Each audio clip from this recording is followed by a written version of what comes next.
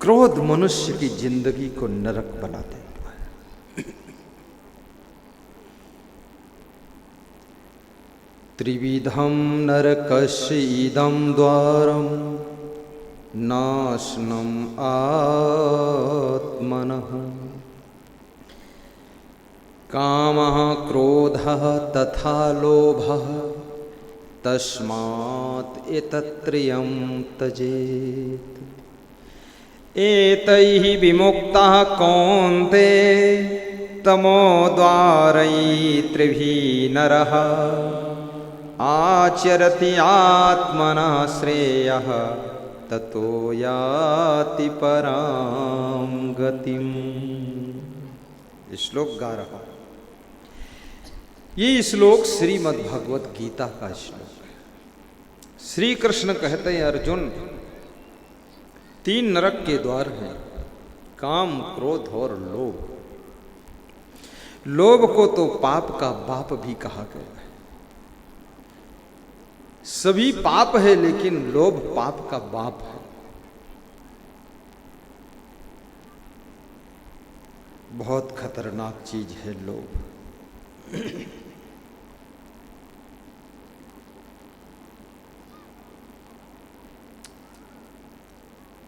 कामी क्रोधी लालची इनसे भक्ति न हो, भक्ति करे कोई सूरमा जाति वर्ण कुल खोय। कामी क्रोधी और लालची से भक्ति नहीं हो सकती। लालची आदमी मंदिर के भगवान को भी चुरा कर बेच लेगा, भक्ति क्या करेगा वो? भक्ति त्याग मांगती है, भक्ति सेवा मांगती है, भक्ति समर्पण मांगती है। भक्ति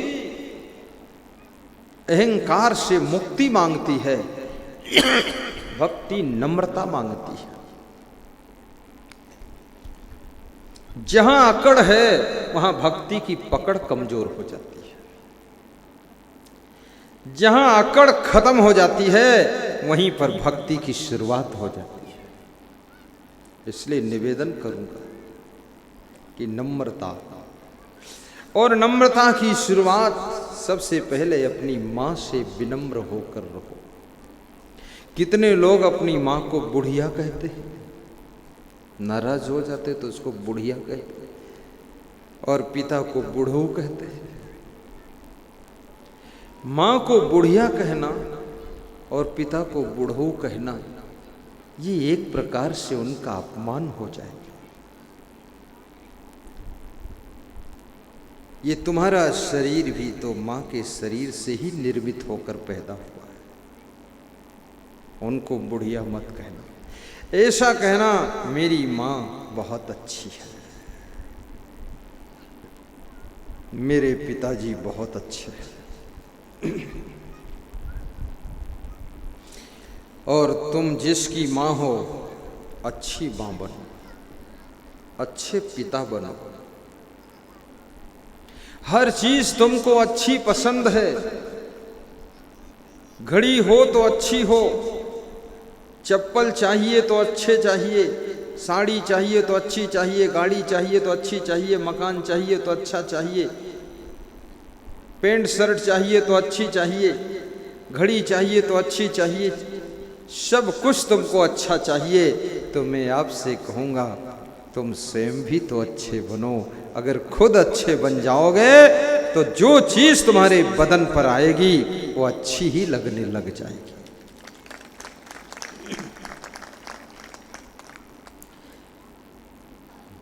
मैं एक बार नेपाल गया, ऐसे तो बहुत बार गया हूँ, पर एक बार की कहानी।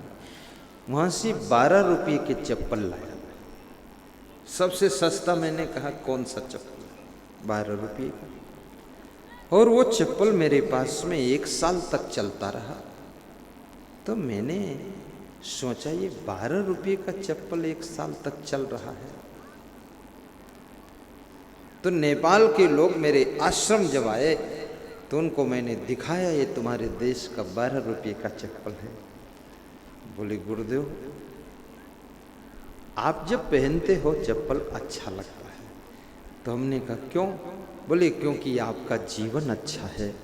भगवान राम ने पीले कपड़े पहन लिए थे तो वे कपड़े भी सुंदर लगने लगे थे, क्योंकि भगवान स्वयं बहुत सुंदर थे, इसलिए कपड़े भी सुंदर लगने लगे। राम के कपड़े पीले थे, कृष्ण के कपड़े नीले थे। कृष्ण को श्याम रंग पसंद था और राम को पीला रंग पसंद था, और मुझे सफेद रंग पसंद है, और तुम्हें तो रंगा रंग पसंद है। दुनिया के जितने रंग हैं वो सब तुम यूज करना चाहते हो। इसलिए कभी पूजा पाठ में जब लोग बैठते ना तो पीले रंग के कपड़े पहनते, भगवान राम का प्रतीक है। हल्का लाल रंग का पहनो, वो भी धर्म का प्रतीक है। सफेद पहन लो, ये शांति का प्रतीक है। और हल्के नीले कपड़े पहन लो, ये भगवान कृष्ण का प्रतीक है।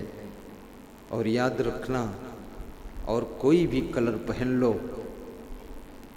मैं कुछ नहीं कहूँगा, जो कलर पसंद आए पहन लो, लेकिन आपकी जिंदगी का रंग और ढंग, उमंग और तरंग, ये सब सुंदर होना चाहिए। कपड़ों का रंग कोई भी हो, चल सकता है, लेकिन आपकी जिंदगी का ढंग अच्छा होना चाहिए। जिस रंग में, जिस संग में, जिस ढंग में रहो, जिस रंग में, जिस संग में, जिस ढंग में रहो, प्रभुवर शरण, प्रभुवर शरण, प्रभुवर शरण कहो। जिस नाम में, जिस काम में, जिस धाम में रहो, आपका नाम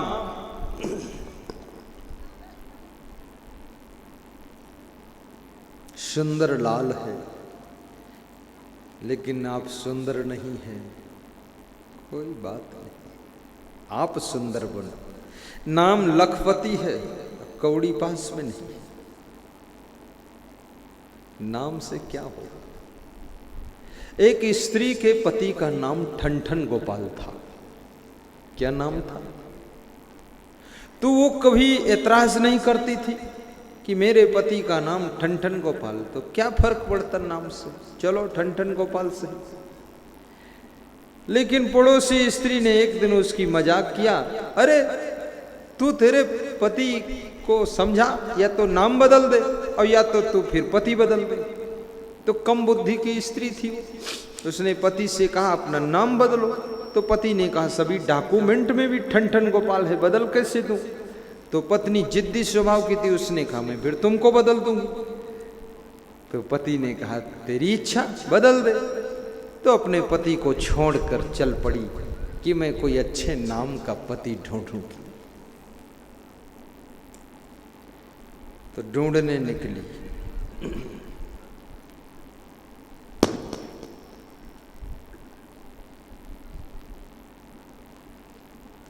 तो एक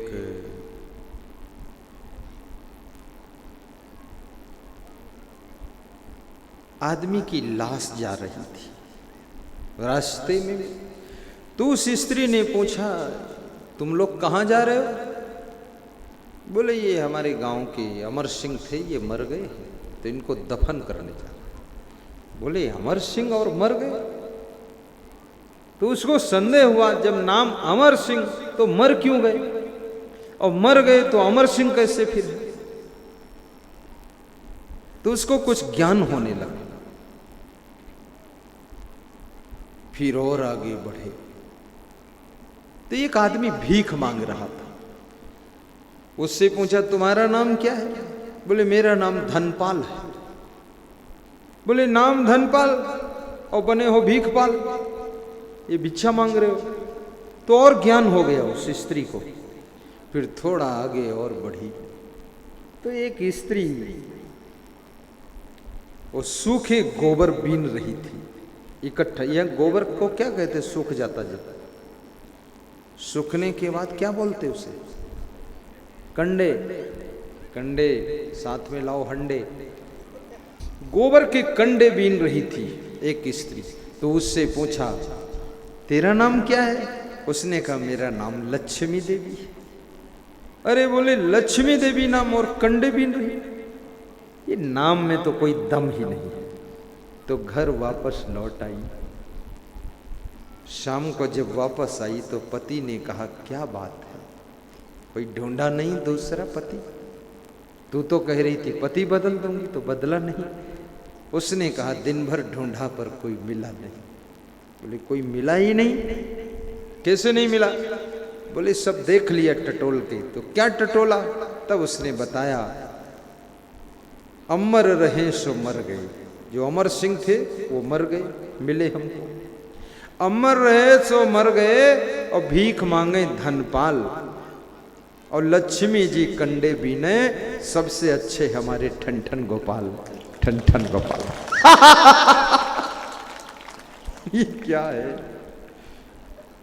आज पति लोग बहुत खुश हैं क्योंकि ये समझ गए अब हमारी पत्नियां ठनठन गोपाल को अच्छा मानेगी। इधर सारे के सारे ठनठन गोपाल ही बैठे। ये तो पहले से आपको अच्छा मानती है। एक करवा चौथ पर्व होता है, यहां भी होता है। उस दिन पति की पूजा हर पत्नी करती है। पति के नाम से वो व्रत होता है, पति के नाम से वो त्योहार पर्व होता है। और हर स्त्री अपने पति की आयु को बढ़ाने के लिए पूजा करती है। याद रखना, नारी अपने पति के लिए एक तप और व्रत करती है। कोई पुरुष अपनी पत्नी के आयु को बढ़ाने के लिए एक दिन व्रत रहे तो बराबर पलड़ा हो जाए, लेकिन ये मन में सोचते हैं चंडिका से पाला पड़ा, जल्दी छुट्टी मिले। कभी कभी इनके लिए तुम भी व्रत रह लिया करो। गुरु भक्तों को चाहिए गुरु के नाम पर, गुरु की श्रद्धा में कम से कम सप्ताह में गुरुवार को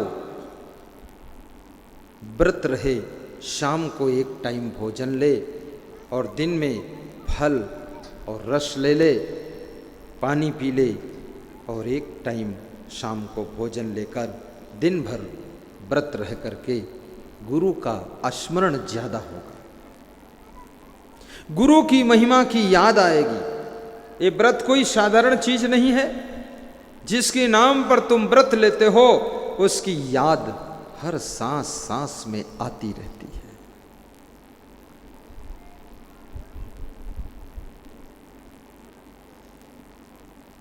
और मांस, मछली, अंडा, नशा, शराब का तो आजीवन व्रत ले लेना।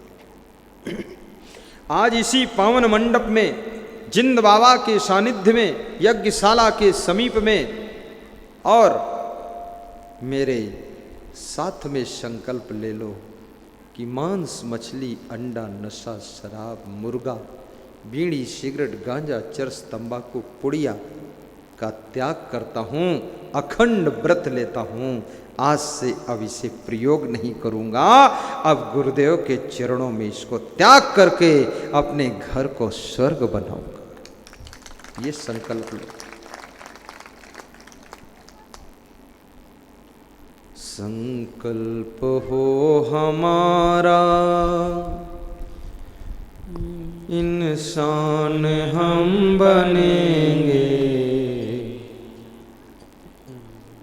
संकल्प हो हमारा, गाइए।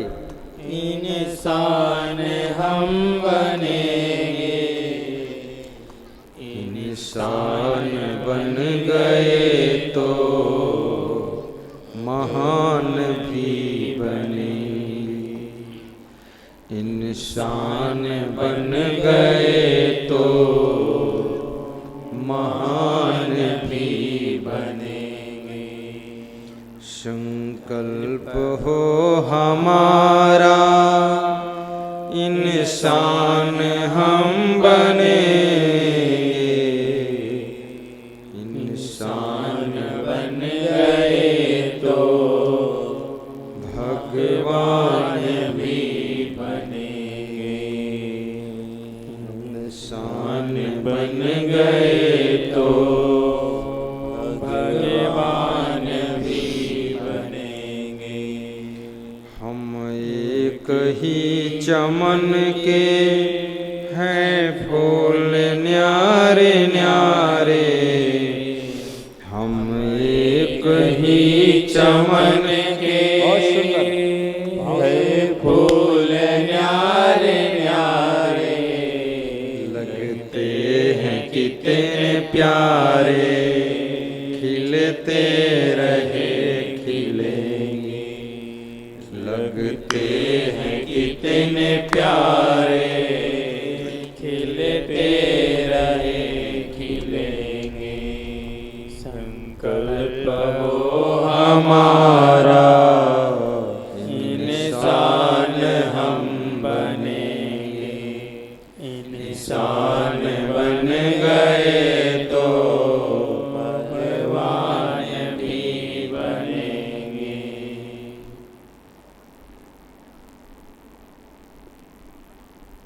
बड़ी प्रसन्नता की बात है। हम एक ही चमन के हैं फूल न्यारे न्यारे।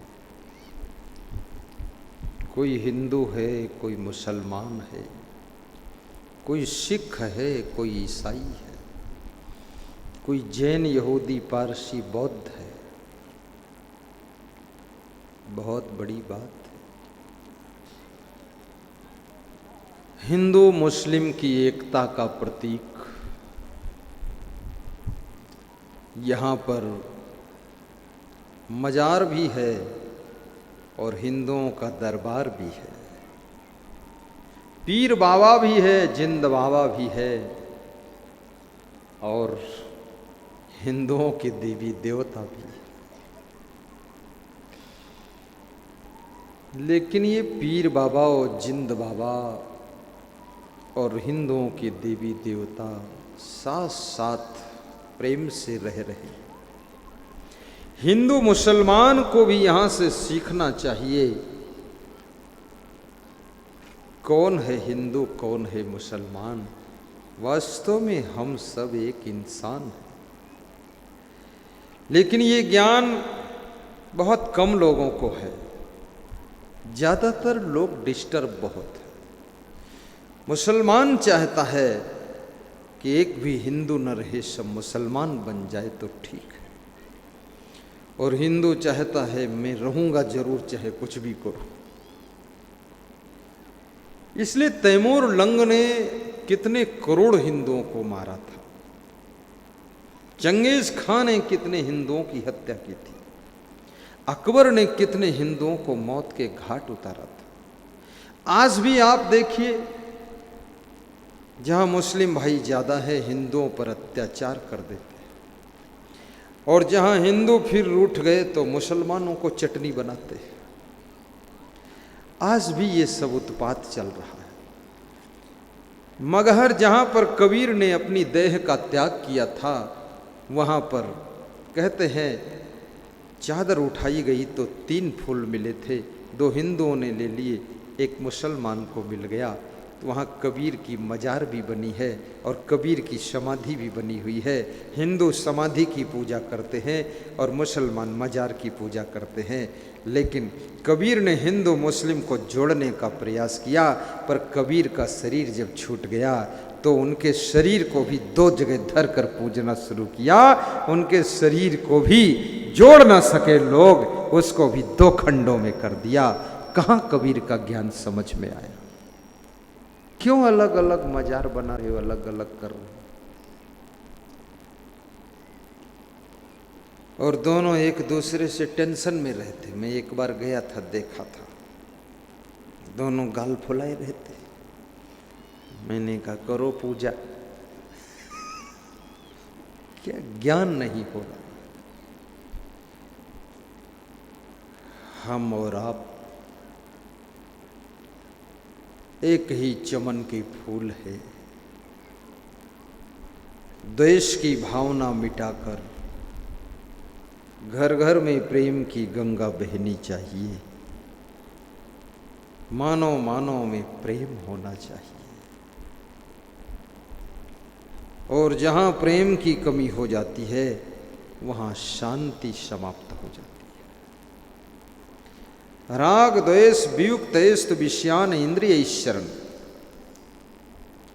श्री कृष्ण कहते हैं अर्जुन, जो राग द्वेष से मुक्त हो चुका है, किसी के प्रति चिपकाव नहीं है और किसी के प्रति दुराव नहीं है, सबके प्रति सद्भावना है। विषयान इंद्रिय शरण। और जिसकी इंद्रियां विषयों की राह में विचरण नहीं कर रही है, जो संसार के भोगों में आकर्षित नहीं होता है, उसको शांति मिलती है। ये संसार के भोग अशांति का रोग पैदा करते हैं। अभी एक सांसद का फोन मेरे पास आया, बिहार के भागलपुर के सांसद बोलो मंडल साहब। तो उन्होंने कहा ये दुनिया में थोड़े से सुख के लिए बहुत बड़ा दुख उठाना पड़ता है, और शांति के लिए सांसद होना जरूरी नहीं, विधायक होना जरूरी नहीं। बोले समझ में नहीं आता है, मुझे तो अच्छा नहीं लगता, छोड़ देना चाहता हूं, शांति से रहूं।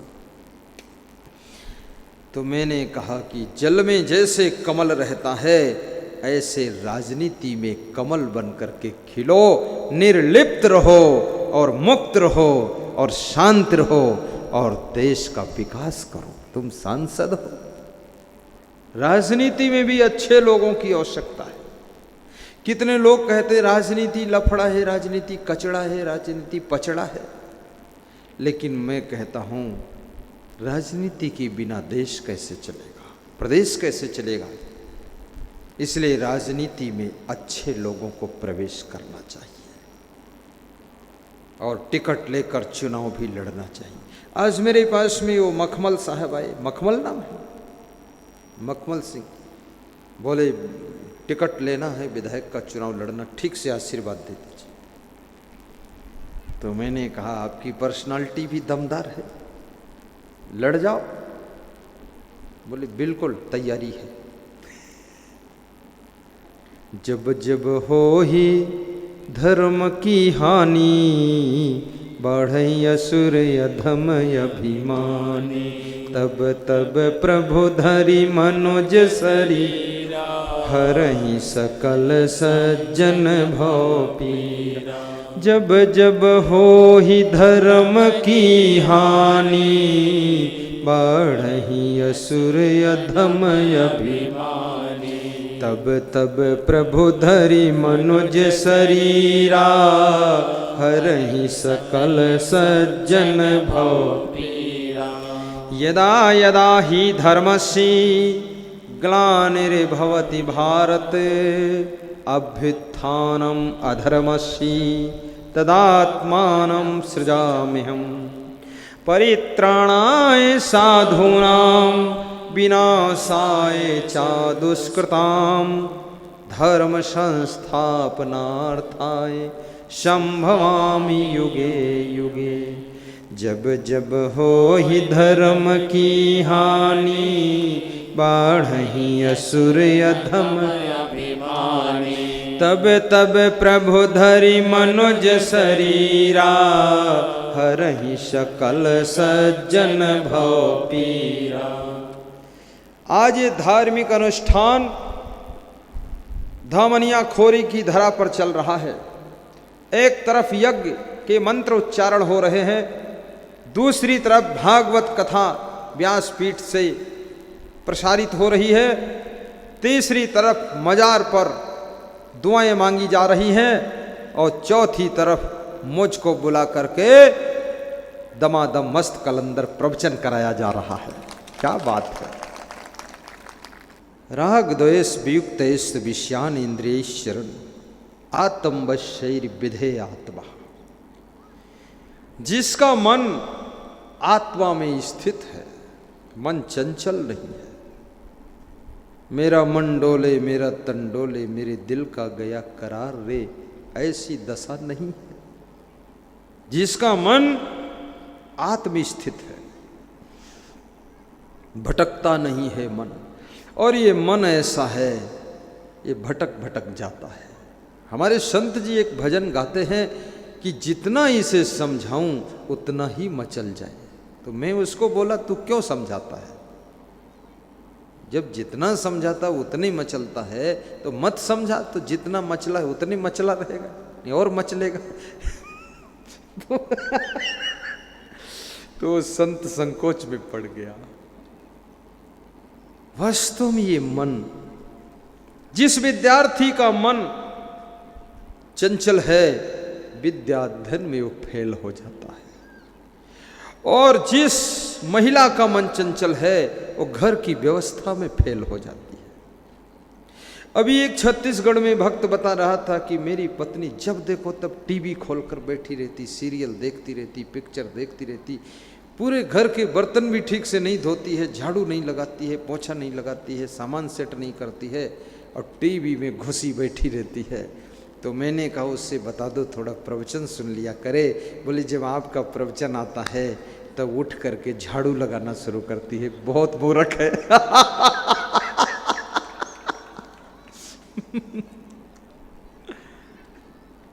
तो मैंने कहा बड़ी दया करती है, इन्हें 2 झाड़ू मेरे भी मार देगी, टीवी में ही मार देगी, तुम क्यों आए इसमें। अरे इस मन को बस में करो। जिस साधु का मन बस में नहीं उसकी तपस्या खंडित हो जाती है। जिस कथाकार का मन बस में नहीं है वो कथाकार की कथा सब भ्रष्ट हो जाती है।